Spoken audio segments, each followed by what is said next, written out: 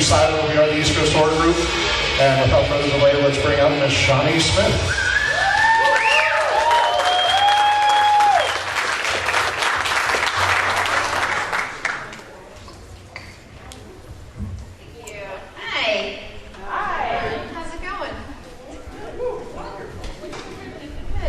Well, first of all, thank you for taking some time and talking with us. We appreciate it. So, first question, let's just start off something easy though. How did you get involved in acting?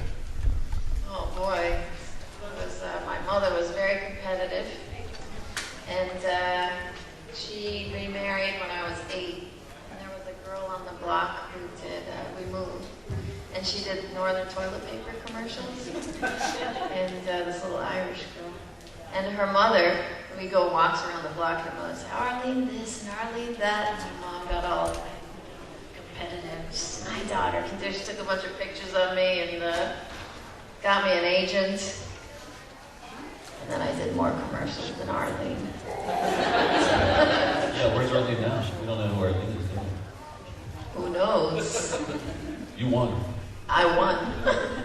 My mother won.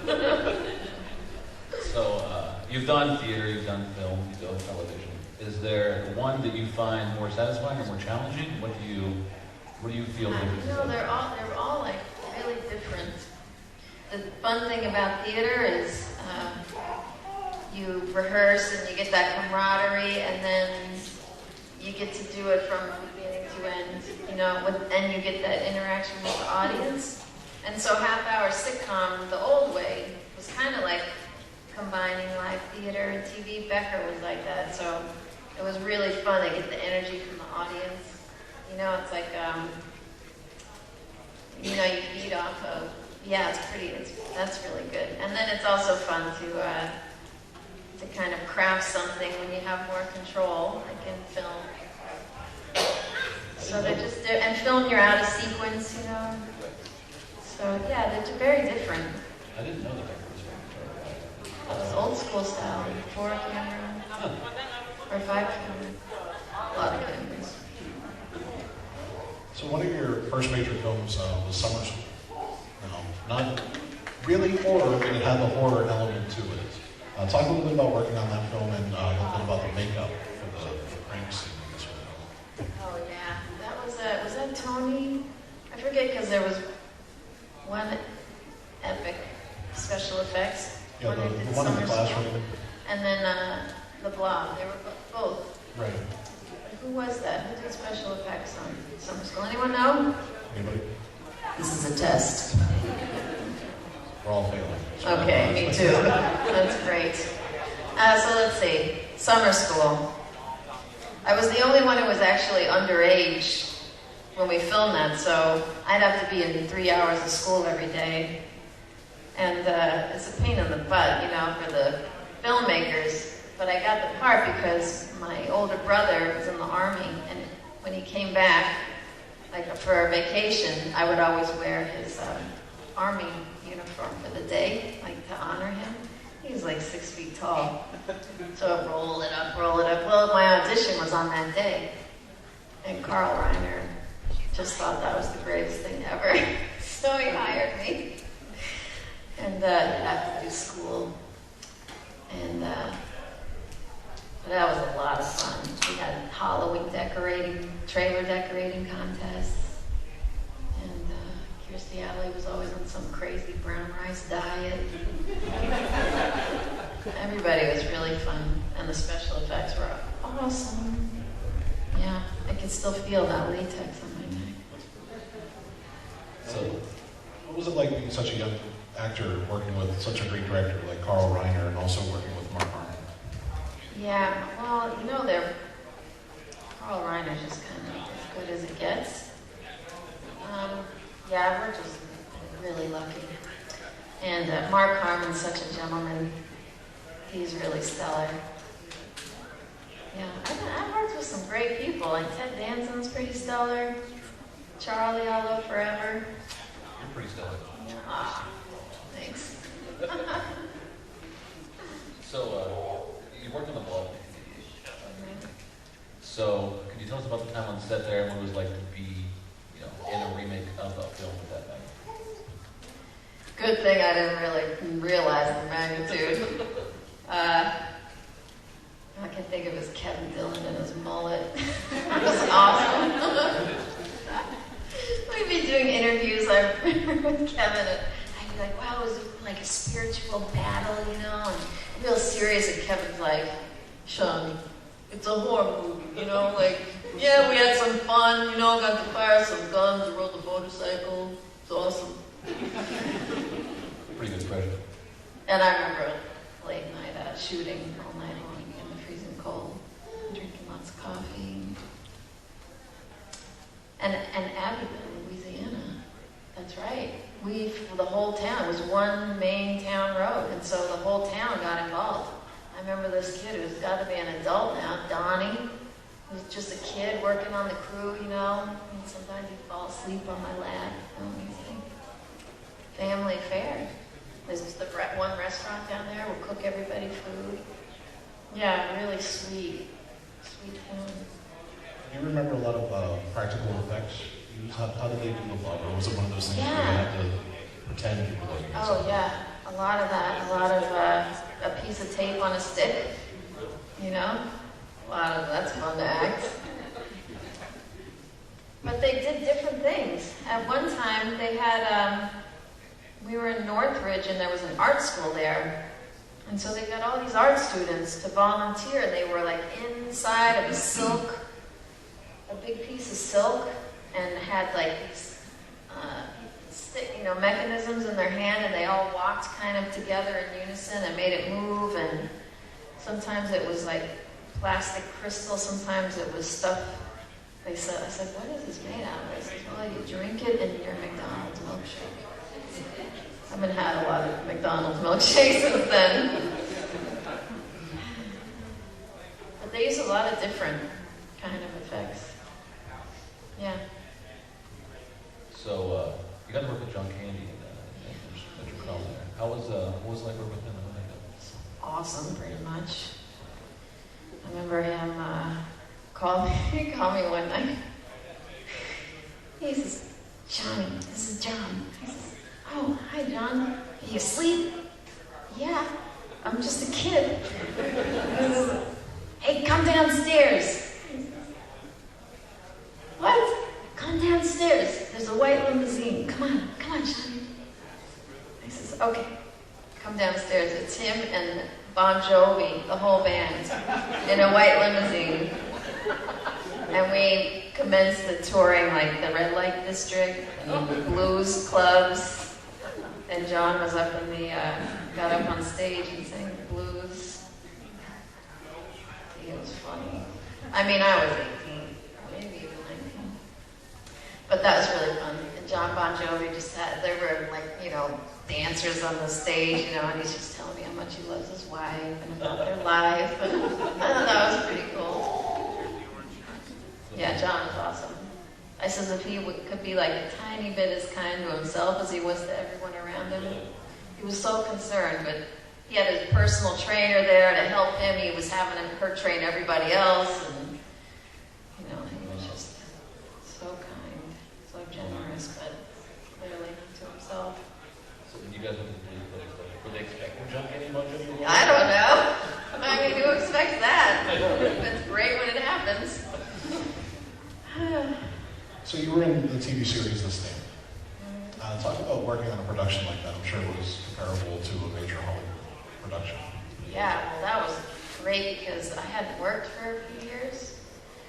I was like a kid making that kind of transition, and Diane Lane had that part, and then she got pregnant. Yeah. And she would have been, it filmed over such a long time, she would have been, so I got a call out of nowhere. Like, you were playing Julie Lowry in the stand with Gary Sinise, and I was like, what? It was one of those moments like, am I dreaming? And that was fun. That was really fun. Stephen King said, I got to meet him, yeah. Very quiet. was it? Yeah. He and Becker were really good buddies. Yeah. So, obviously you read the movie Song. So talk about the audition process and just kind of walk us through how you, became attached to the series. Well, I didn't audition. I auditioned for the blog, and I can tell you there were a lot of auditions. And I remember one audition, Chuck Russell was like, there was a couch in the office, and he had me acting out scenes like, the tape on the stick. Like, then you dive behind the couch, and then look up, and there it is, and you shoot at it. The things you do. But for Saw, they were, James Gunn was a young kid, but he was an 80s fan. So he knew my work, and I was with the same, my manager was, Mark Bird had a management company, and my manager and I were there. And so they asked me gave me the script and said, I'd like you to do the part of the jaw trap. And I read it, and I was so disturbed. And I was just like, I was going through a divorce, and I was just like, I can't. It's a great script, but I can't live this out right now. But I really appreciate it. And they were like, meet us in the office tomorrow at 2. So I come in, and we're in the big conference room, and they showed me the jaw trap scene, because that's what they filmed. But Lee Whannell was in the jaw trap. That's how they got the movie made, as they filmed that scene. And so I watched it in the conference room. I was like, yeah, I want to do that part. I changed my mind. It's got to feel free to that James Gunn. Let's call you and say what you James Wan, yeah. I wish James Gunn would call me and tell me that now. Yeah. So we've got to interview Tobin Bell here at Days of the Dead a few times. Talk about working with him. He's definitely an interesting fellow. Yeah, they lucked out when they got him for that part. He's like scientific. Yeah. So there was no hole unfilled with Tobin, in the first movie, that's him on the floor. Anytime you see that body on the floor, that's him. And when it came time for Saw 3, there are probably still marks on the sidewalk that we burned just from walking and talking, because we saw the script and we were like, we could have done like master and servant and apprentice, and we were like, no, they're like, it's kind of a love story, Saw 3. Not everyone gets that, but it really is. And so we just got right into what would their daily life be, what's their relationship, and they probably talked philosophy, and she cared for him. We worked out a little business with tea, ways that I would care for him, and that led to the opening scene when you first see me. I'm in his hoodie, and I'm bringing in groceries. And that's how we approached it. I probably screwed myself out of being like a supervillain in hindsight.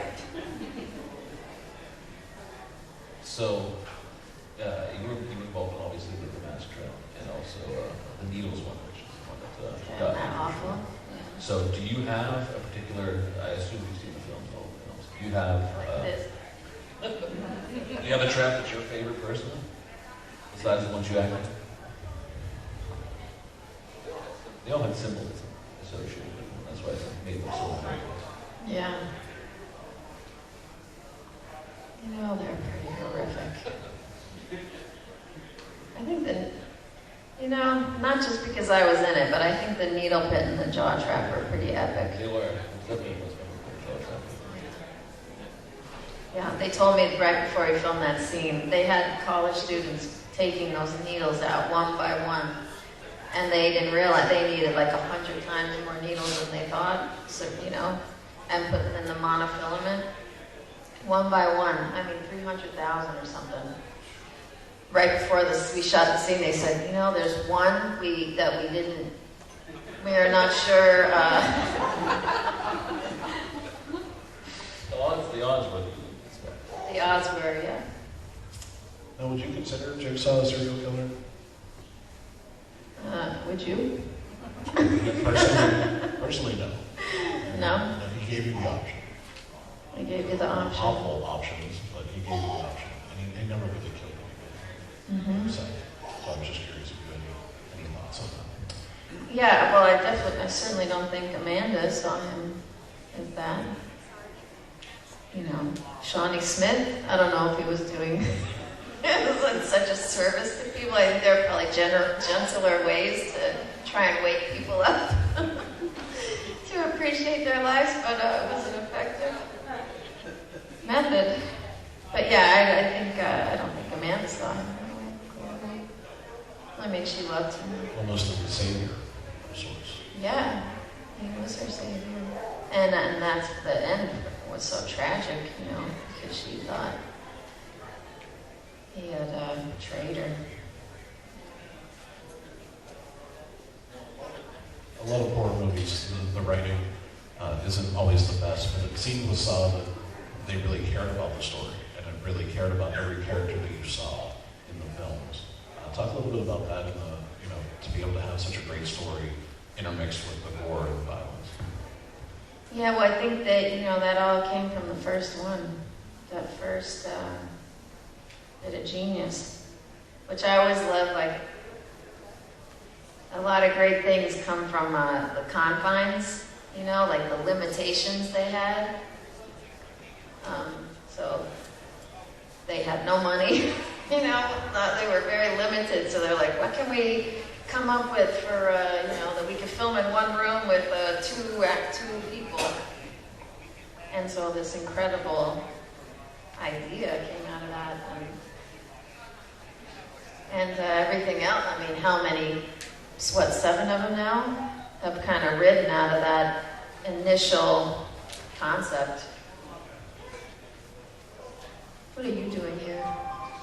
Does anyone allow you into this place? Security, clearly. Oh, thank you. My first exposure to you and your work. This is our host. I don't know if anyone knows. Adolfo Dorta. Mr. Adolfo. Hi. So, my first exposure to your work was Becker, watching Becker. And Talk about good writing. I know, right? It's like comedy is all the actors are talking, and comedy is the hardest in the timing. But your role, the timing you had, the quick wittiness that you had, I think was just amazing. Some of the best in sitcom history. Oh my gosh. Talk about you spent a lot of time there. Did you guys have back and forth like that? Just offset too? Was the relationship similar? Yeah, Ted didn't know what to do with me. I mean, at the time, you just never know. It was like when I auditioned, Dave Hackles would say to me, he says, every time you came in to audition, you had completely different hair. I was like, is this the same actress? And then you'd open your mouth, and I was like, oh, it's her. But that was a very, he never knew. But I think he enjoyed the entertainment. So we had a lot of fun. But it's funny because I just did a movie with Pamela Reed. It comes on, I think in 2 days, maybe the 26th. It's just a sweet little family film comedy called Savannah Sunrise on INSP Network, Inspiration Network. But she's great. I don't know if you know, she was Kindergarten Cop. Oh yeah, of course. Yeah, she's awesome. And she says, at your time, she goes, well, you have this timing because you're so musical. And I was like, well, that's interesting. I never connected it to musicality. But I thought that made a lot of sense. So, but, to timing, I guess. Charlie's Ted Danson and Charlie, she didn't talk about to timing. Yeah. And it was fun. Linda had a lot of Ted would joke, I got a lot of the punchlines. You did, yeah. But then in anger management, it's I really enjoyed setting it up for Charlie. And then he would just knock it out. But I loved setting it up for him as much as I loved slamming it out, playing Linda. Yeah, it's fun. It's nice. It's like that give and take. With Charlie Sheen is it you see what you see is what you get with him? Yeah. Yeah. You know, it's a crazy world. And actually, when you're very sane, right, and your heart is very true, like, and you're righteous somewhere in there, and you're in this crazy world, it's like tricky business, you know? It's hard. But the craziness is like a response to that goodness, you know, and then just badass talent. Yeah, great actor. Looking back at your career, is there one role that stands out as maybe one of your favorites? Probably Linda Becker. I miss her. So what are some of the projects that you're currently working on? My 6-year-old rascal son, my 10-year-old rascal son. No, let's see. Well, I just did that movie with Pamela, Savannah Sunrise, and working on this documentary. It's a tough one. Writing and directing. Well, I can't tell you what it's about. You'll fall on the floor and start crying. But maybe it'll get done one day. It's worth doing. And what else? I just did a movie called Believe. I just did 2 really pleasant movies that, you know, the family can watch. Your son watched all yet? No, I don't let him watch television. Stop. It'll be a long time. You're not making new Shark commercials, are you? I love my mother, but that's not me.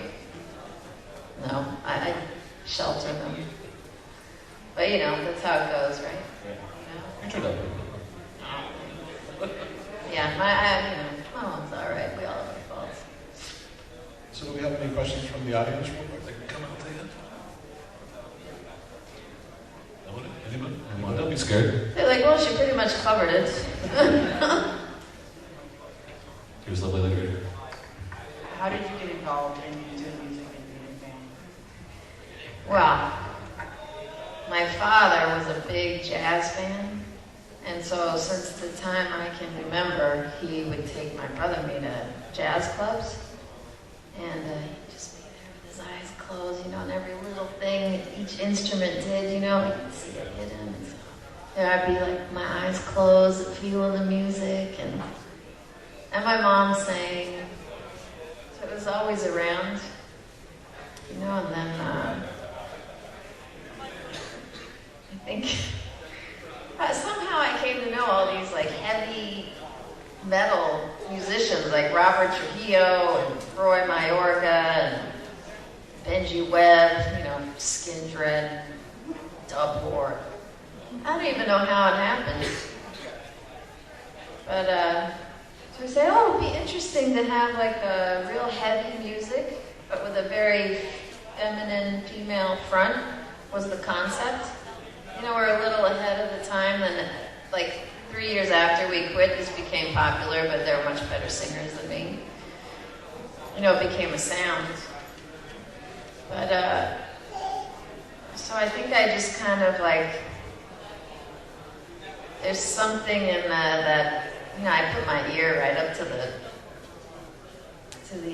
guitar amp, you know, it was like, I thought for a while I could just blow it all out, you know, it's like, kind of back to Charlie being sane in a crazy world, you know, you try different methods to, you know, but then I realized that, somewhere along the line I realized that it's like an appetite, you know, if you feed it, it grows. I was like, well, where do I go from here, you know? Although I still have to play around with the $5 hoe being a superhero. I think maybe, like you get James Gunn to direct that, Steve Niles to do the comic strip, we might have something. Anybody else out here in the audience have anything for Shawnee? What was it like working with James Wan and working with Darren Houseman on the second song?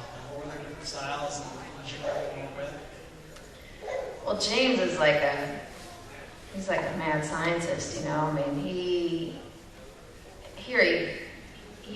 was like, came from Australia. No, nobody knew who he was. He was getting this movie made, but he was on that set that you never saw him where he wasn't in creative turmoil. You know, like thinking of, because he was always having to sacrifice the vision in his head, you know, the shots, because we made this movie for nothing. So it was like all day you could see him just going, like, considering what he had to cut and how he could do it different, and he's just always got these crazy ideas of how to shoot it and where to put the camera. And so he was just never not in that fight of just like mad creative scientist and will fight a bloody fight to get what he wants. And you see his career, you know, it was worth the fight. And he's still like that, you know, he's the real deal. Still has a sense of humor, you know, he's still that same, he's just an artist, you know. Bowsman is more like, you know, the guy at the party. It was like, he's got his own creative, you know, but just totally different. You know, he's always pulling pranks and on the set. Yeah, totally different, you know, different vibes. But both were fun, you know. Anybody else have anything they want to ask Shawnee?